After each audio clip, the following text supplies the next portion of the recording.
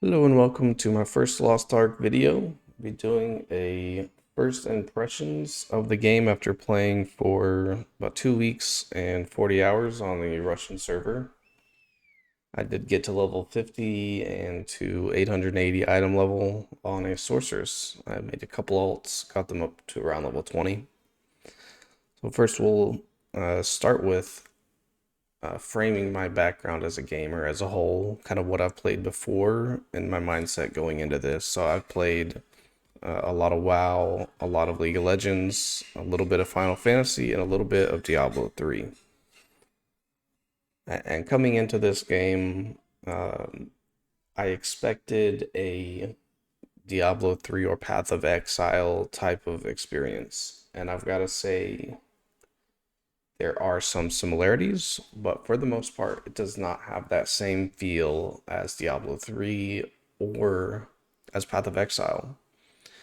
The combat, as far as mobbing and killing bosses, a lot of that is similar, but the gameplay overall and the experience is much more, I would compare to World of Warcraft maybe. Whereas you see players everywhere, the questing is way more similar to that, even though there are zones and a lot of load screens going through this game. They don't really feel instance, I guess, is the way to say it. It feels like a very fluid world where you can interact with players along the way. While I was leveling, there was a lot of times where I would just stop with my friends and we might duel for an hour. And the dueling was is very fun and it was competitive and you're unlocking new skills and trying different builds with your skill points. The leveling was a good time because I did it with friends. That said, I did turn off all voices because they're in Russian, and I pretty much skipped every skippable cutscene, with the exception of a few points of the story which I found particularly interesting. And I'm not really the story guy. I skipped a lot of cutscenes even in Final Fantasy. So the story on this game is pretty good. A lot of the questing instanced scenarios, I guess to say, they're really cool enough where I wouldn't skip a cutscene on certain bosses or certain villains. And I guess that's a good place to start would be the leveling to 50. So it's pretty much what you do in any MMO where you're following a main story quest. I guess not every MMO is main story quest, but here you do have a main story quest. And essentially you just want to follow that main story quest. There's not much value in doing the side quest based on what I had read going in. So I skipped doing all those, and I quickly realized you don't get hardly any XP from killing monsters, so I started not killing anything outside of my quest as well. So I just follow the main story quest. You're gonna have a variety of gather this, talk to this person, kill that, and then you'll have mixed in some scenario quests that are solo only. You'll also have a bunch of dungeon quests that help explain the story, and those you can do with your friends as well. They all have a normal and a hard mode. We all did it on hard mode. For the most part, they weren't too challenging leveling to 50, but they were fun. It was kind of fun to compete with your friends and how much your moves are hitting for, that kind of thing. I think once you hit level 30 or so, you're going to get a ship and you'll have to go to a couple different continents. There was some islands that really felt like a grind to get through. You just kind of pull up a video and mindlessly go through the questing, but it felt very manageable and not too much of a chore to get through the leveling to 50. So as far as the leveling is concerned, getting to 50 is not bad. Most of it is enjoyable, and the parts that are not too enjoyable don't feel like too much of a chore. And it also doesn't take that long to get to level 50. If I just grinded, never stop for duels, anything, if I had to throw an estimate out of how long it would take me to get to level 50, I would probably say 12 to 13 hours maybe, and I may be off. It may take me more, but that's just my rough guess. So it's not a huge grind to get to level 50. All right, so the next topic after getting to level 50, there are a few more main story quests you're gonna have to do, but then you're gonna start getting into I guess the main progression or the main game loop, as I've heard it called, where you're going to be running chaos dungeons and guardian raids and void dungeons, and I'm sure there's even more content that I haven't done yet, but those three are mainly what I have done since hitting 50 in order to get my item level higher. So when I got to tier 1, what I can't remember exactly what that item level starts out as, but anyways, I had to upgrade all my gear to 600 item level, which took about, I had to get it from level 1 to like level 15, the tier 1 gear, and it usually goes in twos. You go from, I think you go from 1 to 2 and then 2 to 4, and then you start going by twos until you get to 15. So it probably took about 2 or 3 actual days. I don't know how many hours, but about 2 or 3 days of me playing to get that 600 item level. And once I got 600 item level, I then unlocked the next stage of my main story quest. Once I got to that 600 item level, I went and did the next set of quests. Those were over here in Yorn. I've now completed that, and you can see here on this quest, it's my next, I guess, main quest. It's not really my main story quest, but it's kind of what I'm working towards next. And it's going to require me to get 960 item level to begin this next adventure. So like I said, in order to upgrade the gear, you're going to be doing guardian raids. This is where you would do your guardian raids from. You can collect up to 2 souls per day from, you can get whatever guardian you want to do, and no matter which one, you're only going to be able to collect a total of 2 souls per day. You can do the solo or with a group. The guardian raids at the beginning felt very soloable, and as I'm getting into tier 2 now, some of them take longer doing solo, but you can still do them solo. I prefer to do those with at least a friend. And here's your chaos dungeons. You can see your chaos energy down here. It's 50 out of 50, but usually that is 100 out of 50 when you have not completed any. I did already do one of those today.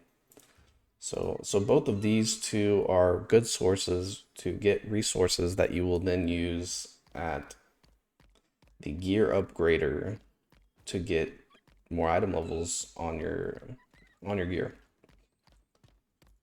Here is the upgrader, and you can see this is my tier 2 set that I'm wearing now. I have one at level 6 and the rest are all at level 4.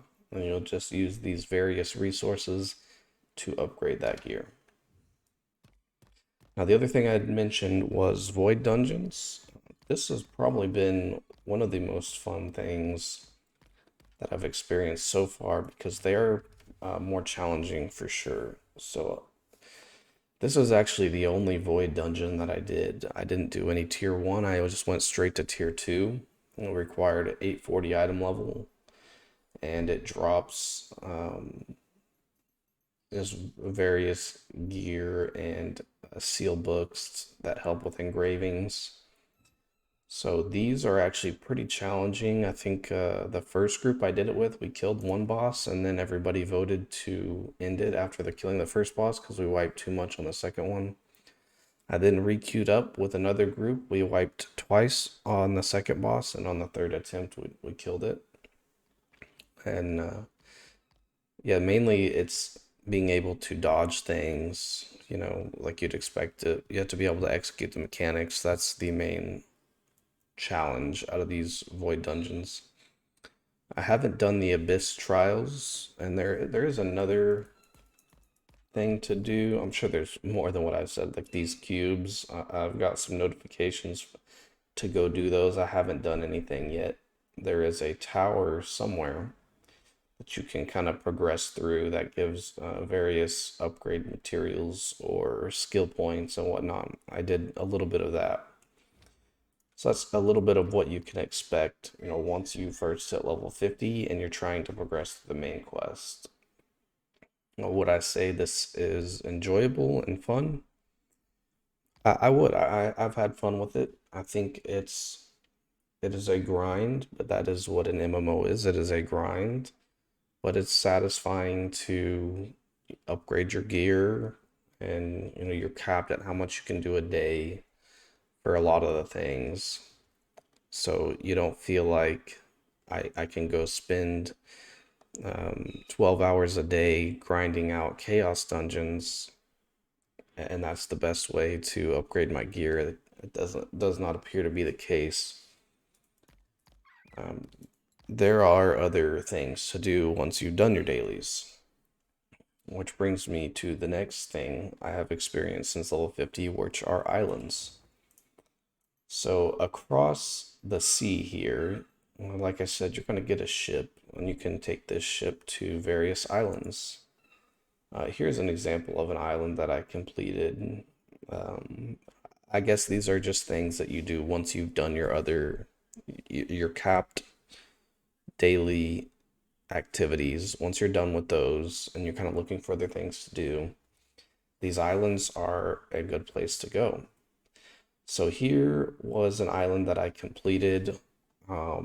It was like a beer fest cooking island with a bunch of chefs and bartenders. One of the things I had to do there was use all of my abilities and my ultimate to whack this big piece of dough until it turned into like, yeah, I don't know, whatever they were cooking. It was like seriously 5 minutes of me just using all my abilities on this piece of dough. And out of that, I got some skill points and I got some engravings. Actually, I don't think I got skill points. I think I only got engravings. Let me pull those up real quick. There's a way to do it. I just don't know how. Oh, here we go.